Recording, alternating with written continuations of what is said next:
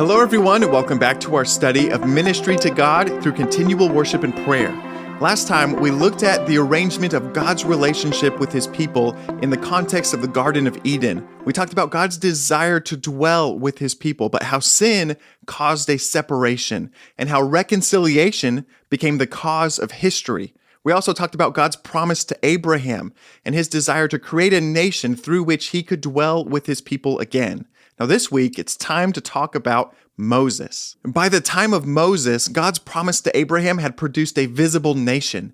Abraham had blessed Isaac, Isaac blessed Jacob, and Jacob gave birth to the tribes of Israel, who then sought refuge in Egypt during days of famine, and there they multiplied in captivity for hundreds of years. Moses then delivered God's people so that they may serve God as a holy people. Listen to what God says to Moses in Exodus chapter 19. Now therefore, if you will indeed obey my voice and keep my covenant, you shall be my treasured possession among all people, for all the earth is mine, and you shall be to me a kingdom of priests and a holy nation. It's very similar to what the Lord said to Abraham in Genesis chapter 12. Look at Deuteronomy chapter 7, where the Lord says, "For you are a people holy to the Lord your God. The Lord has chosen you to be a people for his treasured possession out of all the peoples who are on the face of the earth. It was not because you were more in number than any other people that the Lord set his love on you and chose you, for you were fewest of all the peoples.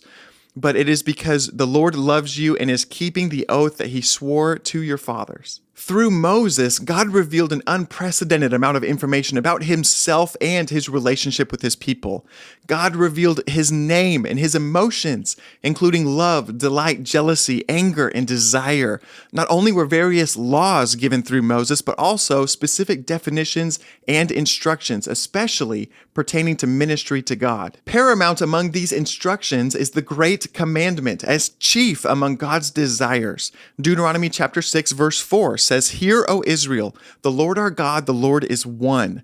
You shall love the Lord your God with all of your heart, with all of your soul, and with all of your might." Now, our heart speaks of our affections and our emotions. Our soul speaks of our personality or intellect or preferences. And our might speaks of our resources, such as time, money, energy, talents, and influence. God did not leave his greatest command without definition or instructions, but prescribed in great detail how Israel would fulfill this obligation. God's people were required to love him on his terms, and for the first time, God began to outline the structure of humanity's relationship with him. Central to this structure was the priestly function of ministry to God as a collective expression of his people. God's intention to dwell with his people was immediately established through the institution of the Tabernacle of Moses, a physical place where the presence of God could dwell with Israel as his priests would minister to God. Exodus chapter 25 says, "And let them make me a sanctuary, that I may dwell in their midst, exactly as I show you concerning the pattern of the tabernacle and all of its furniture, so you shall make it." Exodus 29 goes on into greater detail about different kinds of offerings and their frequency, but God's intention for the tabernacle remains clear, as a place where I will meet with you. There I will meet with the people of Israel. I will consecrate the tent of meeting and the altar. I will dwell among the people of Israel and will be their God.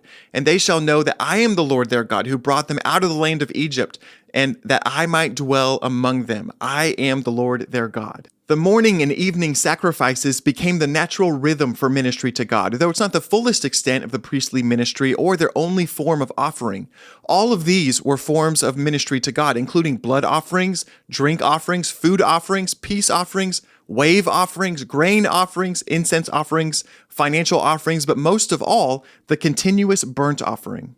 Leviticus chapter 6, the Lord says to Moses, "Command Aaron and his sons, saying, this is the law of the burnt offering."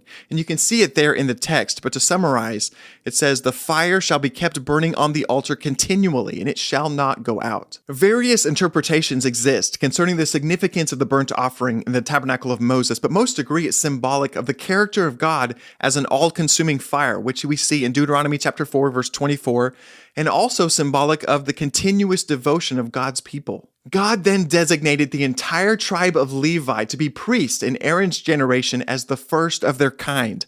The Levites were exclusively dedicated to carry out the instruction of ministry to God and were financially provided for by the contributions of the remaining tribes according to the example of Melchizedek. Look at Deuteronomy chapter 10. At that time, the Lord set apart the tribe of Levi to carry the ark of the covenant of the Lord, to stand before the Lord and to minister to him and to pronounce blessing in his name.